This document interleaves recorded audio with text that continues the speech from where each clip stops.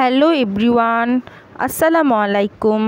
আজকে আমি তৃতীয় শ্রেণীর পৃষ্ঠা 89 এর অঙ্কগুলো সমাধান করে দিব। তোমরা অনেকেই কমেন্ট করেছো যে পৃষ্ঠা 89 এর অঙ্কগুলো সমাধান করে দিতে। আমি তোমাদের প্রত্যেকের কমেন্টে চেক করি, আর কে কী কমেন্ট করেছো সেগুলো পড়ে আমি রিপ্লাই দিই। তাই আমাকে সবাই কমেন্ট করবে, আমি প্রত্যেককে রিপ্লাই দিব। তোমাদের কাছে ছোট্ট একটা রিকোয়েস্ট, তোমরা সকলেই আমার ভিডিওতে একটা করে লাইক দিবে। তাহলে চলো শুরু করা যাক।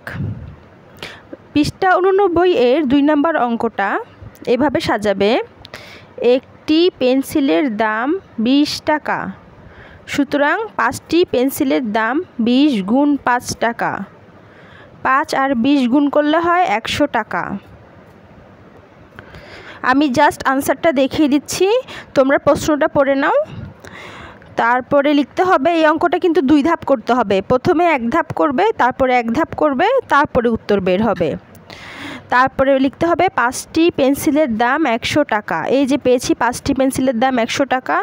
তারপর প্রশ্নতে দেওয়া আছে 5টি খাতার দাম 150 টাকা। এটা আমাদের বের করা লাগেনি, প্রশ্নতে দেওয়া আছে 5টি খাতার দাম 150 টাকা। মোট লাগবে, এবার এটা কি করেছি আমরা, যোগ করেছি, যোগ চিহ্নটা দিয়ে দিই।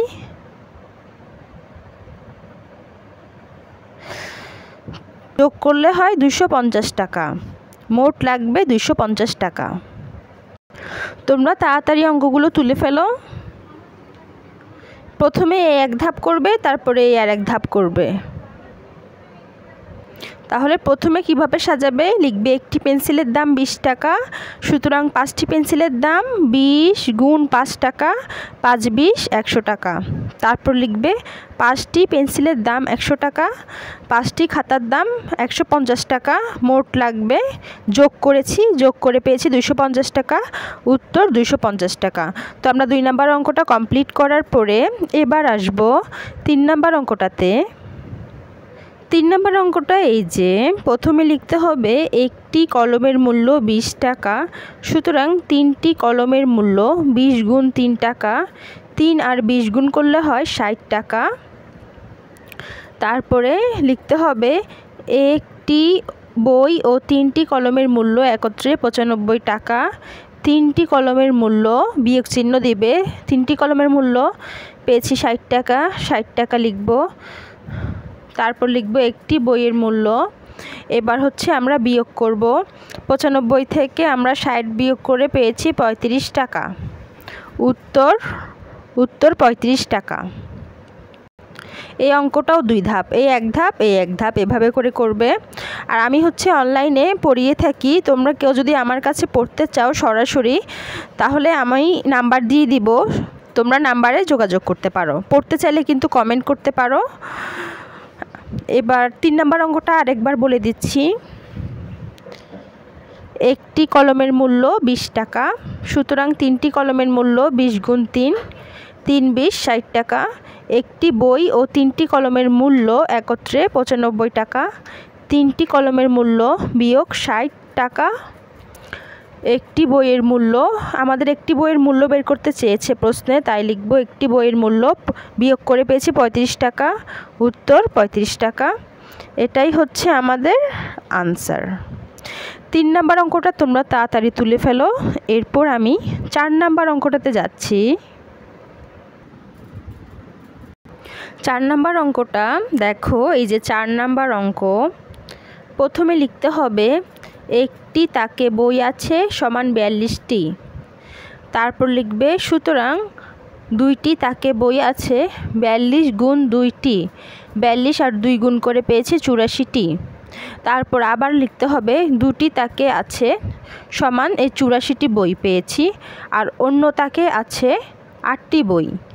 এটা হবে যোগ চিহ্ন দিয়েছি, মোট বই আছে, যোগ করেছি, যোগ করে পেয়েছি 92টি বই। উত্তর 92টি। তাহলে অঙ্কটা কিভাবে করবে, প্রথম লাইনে লিখবে, প্রথম লাইন লিখেছি একটি তাকে বই আছে 42টি। পরের লাইন লিখেছি সুতরাং 2টি তাকে বই আছে 42 গুণ 2টি, 42 আর 2 গুণ করলে হয় 84টি।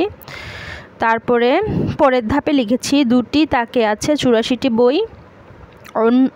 অন্য তাকে আছে 8টি বই, মোট বই আছে, এই যে মোট বই আছে যোগ করেছি 92টি বই। উত্তর 92টি। এবার আমি 5 নাম্বার অঙ্কটাতে যাচ্ছি। এই যে 5 নাম্বার অঙ্ক, প্রথমে লিখতে হবে প্রথম লাইনে 1 মাসে বৃত্তি পায় সমান 120 টাকা। সুতরাং 12 মাসে বৃত্তি পায় 120 গুণ 12 টাকা। 120 আর 12 যদি গুণ করি পাই 1440 টাকা। এবার লিখতে হবে দ্বিতীয় ধাপে 12 মাসের বৃত্তির টাকা সমান কত পেয়েছি 1440 টাকা। বোনকে দেয় 120 টাকা, এটা কি করব বিয়োগ করব।